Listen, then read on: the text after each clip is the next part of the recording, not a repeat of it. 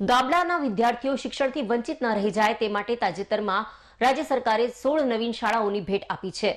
તેને અનુલક્ષીને પાટણ જિલ્લામાં કેબિનેટ મંત્રી બળવંતસિંહ રાજપૂતના વરદ હસ્તે સિદ્ધપુર તાલુકાના મેળોજ, દેથલી, નિંદ્રોડા તેમજ સરસ્વતી તાલુકાના અઘાર ગામે નવીન માધ્યમિક શાળાનો પ્રારંભ કરાવ્યો હતો। આ પ્રસંગે ગામના આગેવાનો દ્વારા કેબિનેટ મંત્રી બળવંતસિંહ રાજપૂતનું કુમકુમથી સ્વાગત કર્યું હતું। નવીન શાળાના ઉદ્ઘાટન પ્રસંગે કેબિનેટ મંત્રી બળવંતસિંહ રાજપૂતે જણાવ્યું કે આજે એ બાબતનો આનંદ છે કે વડાપ્રધાન શ્રી નરેન્દ્રભાઈ મોદીની શિક્ષણ ક્ષેત્રની કાર્યપ્રણાલીને લીધે ગુજરાતમાં વિદ્યાર્થીઓનો ડ્રોપ આઉટ રેશિયો ઘટ્યો છે। શિક્ષણ પ્રતિદિન ગુણવત્તાસભર બની રહ્યું છે। રાજ્ય સરકાર પણ દીકરીઓ અધવચ્ચેથી શાળાઓ ન છોડે તે બાબતની સતત ચિંતા કરી રહી છે, જેને ધ્યાનમાં લઈને ગુજરાતમાં 162 જેટલી નવી શાળાઓને મંજૂરી આપવામાં આવી છે, જે અંતર્ગત પાટણ જિલ્લામાં 11 નવી માધ્યમિક શાળાઓને મંજૂરી મળી છે, જેનો લાભ વિદ્યાર્થીઓને મળશે।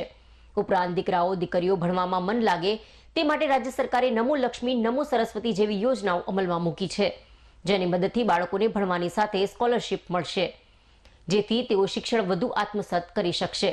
આ પ્રસંગે હું ગામના આગેવાનોને પણ કહેવા માંગુ છું કે જેવી રીતે સરકાર તમારી ચિંતા કરે છે તેથી તમારી પણ જવાબદારી બને છે કે ગામમાં એક પણ દીકરી ભણ્યા વગરની રહી ન જવી જોઈએ। કેબિનેટ મંત્રીએ વધુમાં જણાવતા કહ્યું કે 21મી સદી ચાલી રહી છે, જેમાં પાયાનું તત્વ શિક્ષણ છે, તેને પ્રાપ્ત કરવાની જરૂર છે, જેની મદદથી ભારત દેશ 2047 સુધીમાં આત્મનિર્ભર બનશે। વિશ્વમાં ભારત દેશનો ડંકો વાગતો હશે, ભારત દેશ આર્થિક રીતે મજબૂત બની ગયો હશે। તેવા સમયે આપણા દીકરાઓ દીકરીઓ ક્યાંય શિક્ષણમાં પાછળ રહી ન જાય તેની ખાસ ધ્યાન રાખવાની જરૂર છે। આ સમયે હું શિક્ષકોને પણ કહેવા માંગુ છું કે તમે પણ બાળકો ગહન અભ્યાસ કરાવજો, જેથી આવનાર સમયમાં તેઓ દેશના વિકાસમાં પોતાની જવાબદારી નિભાવી શકે। આમ શિક્ષણની દિશામાં ગુજરાતના મુખ્યમંત્રી ભૂપેન્દ્રભાઈ પટેલે અદ્ભુત કાર્ય કરી રહ્યા છે। આજે પાટણ જિલ્લા માટે અને સિદ્ધપુર વિસ્તાર માટે ખૂબ આનંદનો દિવસ છે, એટલા માટે કે સમગ્ર ગુજરાતની અંદર આદરણીય પ્રધાનમંત્રી નરેન્દ્રભાઈ મોદી સાહેબ આપણો શિક્ષણનો વ્યાપ વધે, બધા જ લોકો શિક્ષિત થાય એ પ્રકારની વ્યવસ્થા એમને શરૂઆત કરાયેલી।